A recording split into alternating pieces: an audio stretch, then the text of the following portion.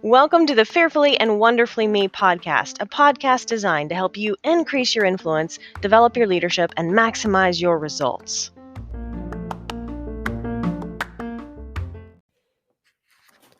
Hello, everyone. Welcome to today's episode. I am talking today all about being realistic, chapter 10 of my book, Leadership Gems for Women. And of course, I'm not reading the book to you, as I mentioned in some of the earlier podcast episodes in this series, but sharing some thoughts that maybe aren't in the book or that I've had since I wrote the book, because it's been several years ago, but touching on the principles of very successful women. And this one is a little bit challenging to talk about because being realistic or having reality, being grounded in reality is seeing a situation clearly in order to act appropriately. Merriam-Webster defines realistic as concern for fact or reality.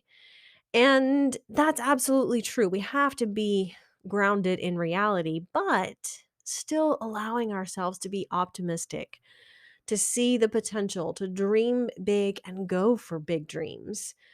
Because if you don't ever go for big dreams, you won't ever accomplish them, right? And so it's a little bit tricky for me to talk about being realistic and balancing that appropriately with being optimistically realistic. I love the quote by Rudy Rudiger, who says, "Reality is the enemy of fantasies, but not of dreams." And I think that's a good way to keep that in perspective. It's absolutely the enemy of fantasies, but not of dreams. We can dream and still have a good grasp on reality. And that's why we want to set achievable goals for ourselves and outcomes, because those are always based on reality, right? Basing your decisions on facts and not fantasies. But still, don't be afraid to dream big. Just make sure that you're setting achievable goals along the way so that you're not setting yourself up for failure. Right? And this applies whether you're creating a realistic budget for your family or a strategic goal for your company, but you've got to honestly evaluate the circumstances and the situation and then decide to be positive about it, right? It's a fine balance, but absolutely, you want to be grounded in reality. When I talk about being positive and having a positive outlook, it doesn't mean pretending that there aren't problems or ignoring the reality of a situation. It means looking at the situation honestly and evaluating it, and then choosing to be optimistic about the potential. You can do just about anything that you are physically able to do if it's physically possible. And one of the examples that come to mind when I talk about this is Gabby Douglas. Because I mean, everyone probably remembers she was an incredible athlete as a gymnast, and she had multiple gold medals in the Olympics. But interesting fact about Gabby Douglas, she had to overcome the fact that she did not start formal gymnastics training until she was 6 years old. And most successful gymnasts start between 2 and 3 years old. But she was able to overcome that. She went on to win multiple gold medals. It was possible and she made it happen. You can accomplish incredible things when you're determined to do so, but you have to be realistic about the price. And I think that's where a lot of times we lose our grip with reality is setting big and exciting dreams is awesome. It's wonderful. It's inspiring. But we do have to be realistic about the steps that are going to be required to get there, the sacrifices that are going to be required to get there. Because the price might be maybe more than you're willing to pay. You have to be willing to pay the price. And that's critical, right? I can remember when Mac and I first had the idea and the concept, we're sort of on a similar path in that he was moving away from consulting and wanted to get started as a leadership training. And I wanted to be, speaking and coaching and writing. And so we were on a similar timeline with switching from a career based on, being successful to moving to doing what we do today and making the switch to focus on being successful, right? I'm much more interested in making a difference in someone's life than in making dollars. And what we figured out is if you make enough difference, you'll make the dollars that will come. But it was a switch for both of us right about the same time where we were moving from success about me to significance, which is about we, right? Significance in the life of someone else and sharing our journeys.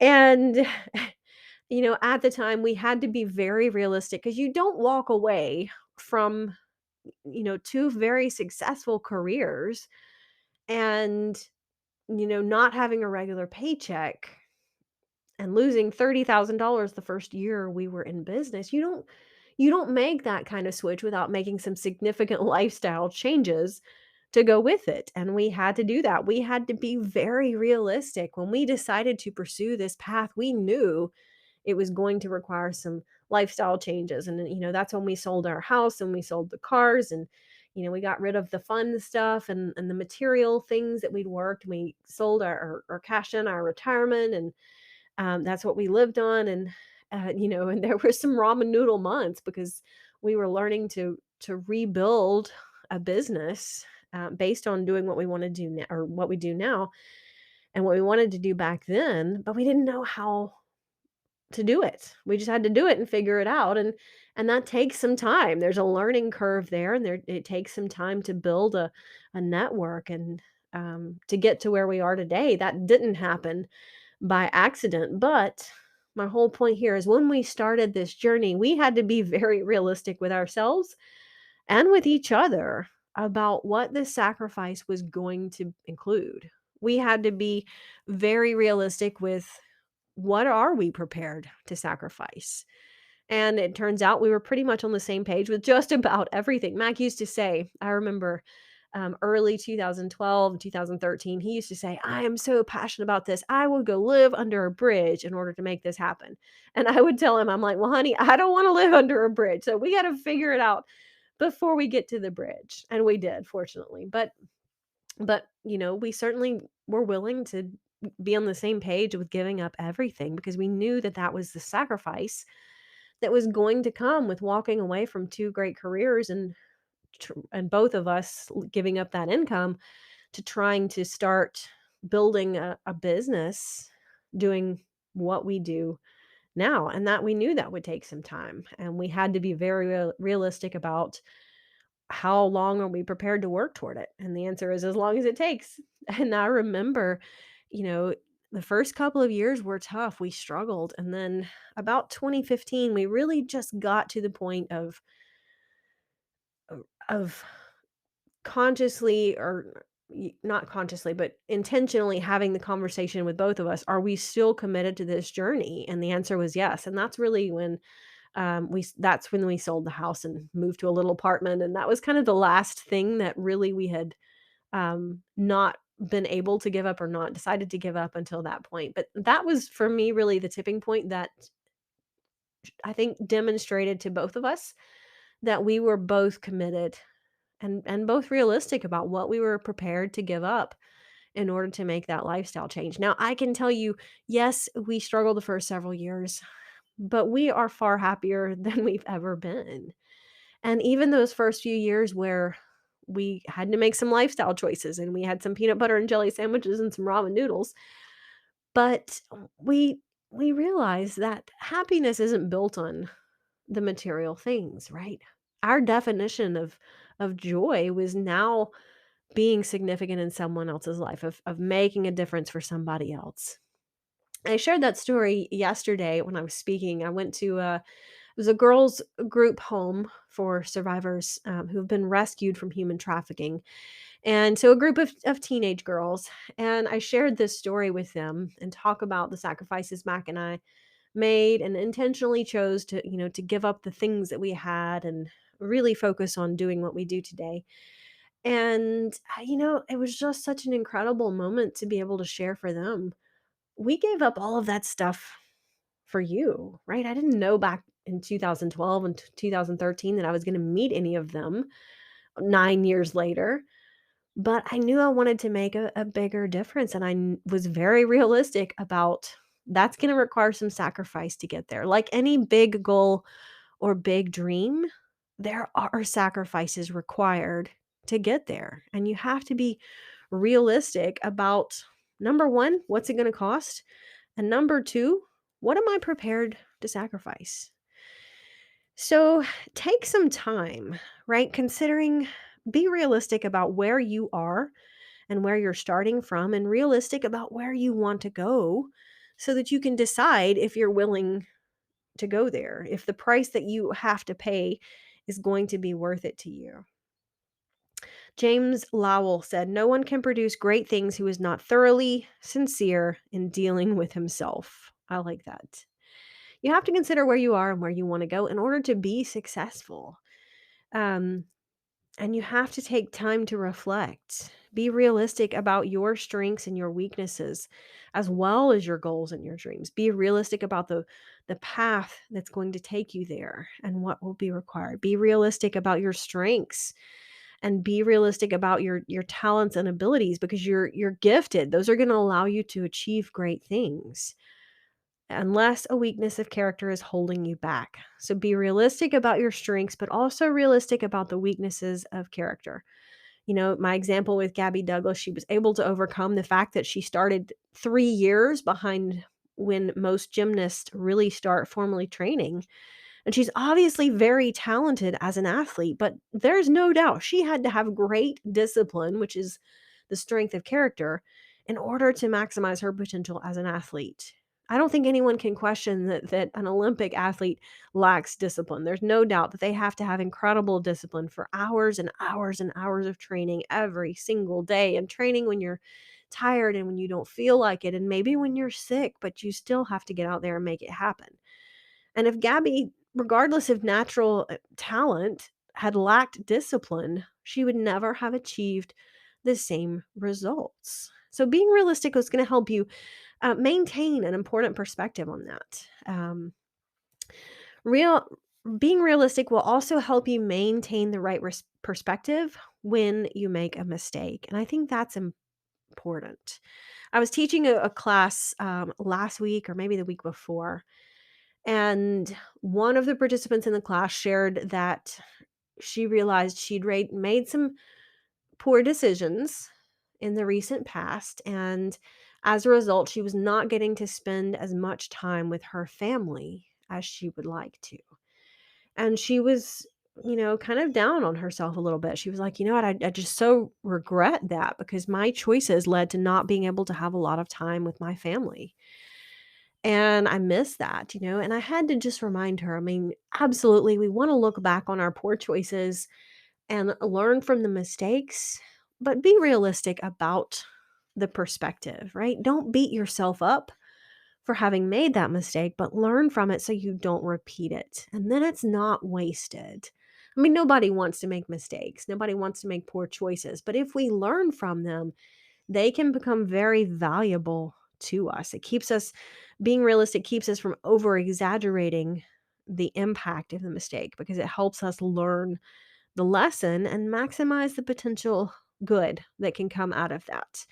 And there again, hopefully, it helps us keep ourselves from repeating it again. And then, last but not least, it's important as a leader to be realistic about other people.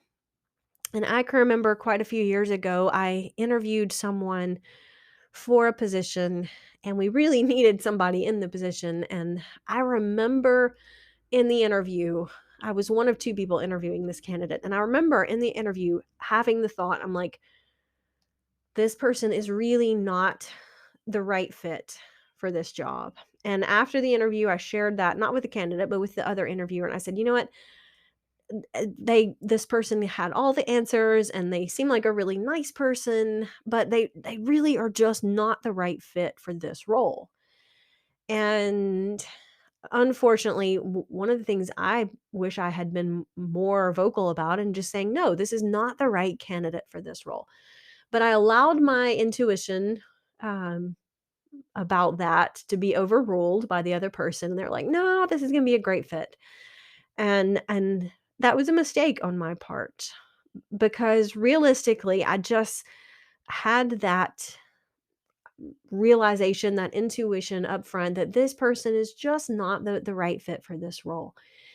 And unfortunately, if I had been more firmly grounded in that reality, then we wouldn't have ended up, hiring her. And she worked in the position for several months.